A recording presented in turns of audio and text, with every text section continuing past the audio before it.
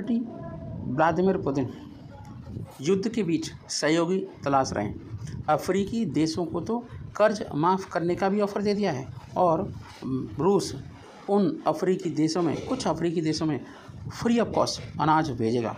अब आप समझते हैं कि क्या कंडीशन है, क्योंकि ये करीब 400 दिन की लड़ाई हो चुकी है यूक्रेन और रसिया की। अब बहुत हो गया है, इनफ। पूरी दुनिया के सारे देश इस चीज़ की वजह से परेशान हैं। देखो, कहीं कहीं पर कोई प्रॉब्लम हो रही होती है तो सबको झेलना पड़ता है। रूसी नेता ने 6 अफ्रीकी देशों को मुफ्त अनाज देने का वायदा कर दिया है, प्रॉमिस कर दिया है। इन देशों को पुतिन ने आश्वासन दिया है कि रूस काला सागर अनाज समझौते से हटने के बावजूद वैश्विक खाद्य संकट को टालने की कोशिश करेगा। ये जो संकट मोचन की तरह जो काम कर रहे हैं पुतिन, ये समझ लीजिए कि उनका दिल पिघल गया है। लेकिन आपको बता दें, फ्री ऑफ कॉस्ट तो कोई किसी को देता नहीं है। इसका ये भी मतलब निकाला जा सकता है कि रूस के राष्ट्रपति के लिए इंटरनेशनल क्रिमिनल कोर्ट में मुकदमा चलेगा अगर उन्हें अरेस्ट किया जाता है, और उनके खिलाफ वारंट तो पहले से निकला ही हुआ है। तो यूक्रेन युद्ध के बीच रूस ऐसे सहयोगियों की तलाश कर रहा है जो संकट के समय उसकी मदद कर सकें, उसके सपोर्ट में वोट कर सकें इंटरनेशनल क्रिमिनल कोर्ट में। यही वजह है कि रूस के राष्ट्रपति व्लादिमीर पुतिन ने 6 अफ्रीकी देशों को मुफ्त अनाज सप्लाई करने का प्रॉमिस कर दिया है और एश्योर करा है। रूस काला सागर अनाज समझौते के टूटने का फ़ायदा उठाना चाहता है। रूसी राष्ट्रपति का कहना है कि उनका देश और सेंट पीटर्सबर्ग शिखर सम्मेलन में भाग लेने वाले अफ्रीकी नेता एक बहुध्रुवीय विश्व व्यवस्था को बढ़ावा देने और नव उपनिवेशवाद से लड़ने पर सहमत हुए हैं। ये नव उपनिवेशवाद क्या है और बहुध्रुवी क्या है कि आज के टाइम पर अमेरिका की चलती है। उसने तो रूस को भी नहीं छोड़ा और रूस के ऊपर क्या लगा दिया, सैंक्शंस लगा दिए। पुलिस ने अगर देखें तो अफ्रीका में अगर जाते हैं पुतिन तो पुलिस उन्हें अरेस्ट कर लेगी, लेकिन पुतिन अपने सहयोगियों को लुभाने के लिए उनका जो कर्ज है वो माफ़ करेंगे और अनाज भी फ्री ऑफ कॉस्ट बांटेंगे। पुतिन ने शुक्रवार को 2 दिवसीय शिखर सम्मेलन के अंत में कहा कि अफ्रीका पर रूस का ध्यान लगातार बढ़ रहा है। इस बैठक से यह देखा जा रहा है कि आखिर अफ्रीका में रूस को कितना समर्थन हासिल है, और जानकारों का मानना है कि यूक्रेन में युद्ध के कारण अंतर्राष्ट्रीय अलगाव के बावजूद अफ्रीकी देशों में रूस का समर्थन अभी भी बरकरार है। रूसी नेता ने अफ्रीका का कर्ज खत्म करने की भी प्रतिज्ञा ली है।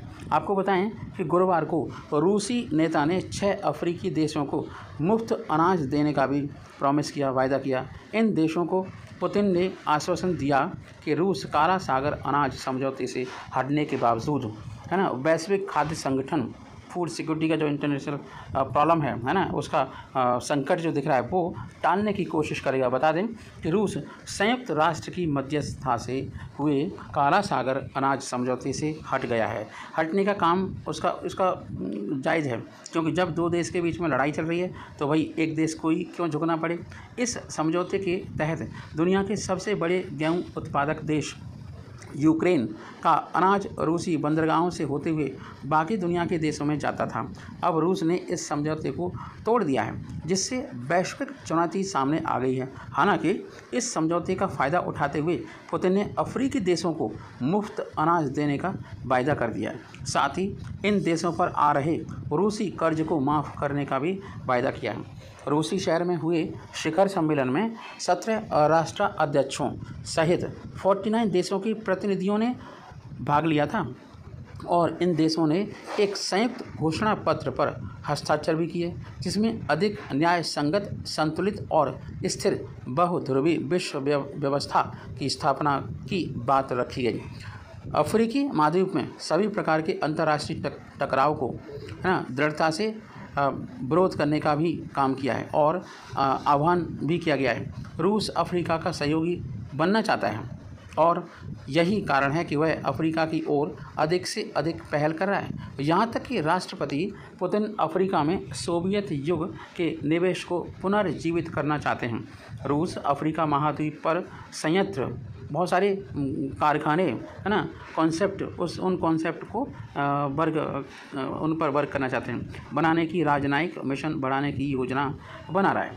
काला सागर अनाज समझौते से हटने के बाद पुतिन अफ्रीका को अनाज आपूर्ति बनाए रखने का भी वायदा कर रहे हैं। वह उच्च खाद्य कीमतों और मुद्रास्फीति के लिए, है ना, पश्चिम को दोषी ठहरा रहे हैं। पुतिन ने ये भी कहा कि अफ्रीका शक्ति का नया केंद्र है और इसकी राजनीति और आर्थिक भूमि तेज़ी से बढ़ रही है। हर किसी को इस वास्तविकता को ध्यान में रखना होगा।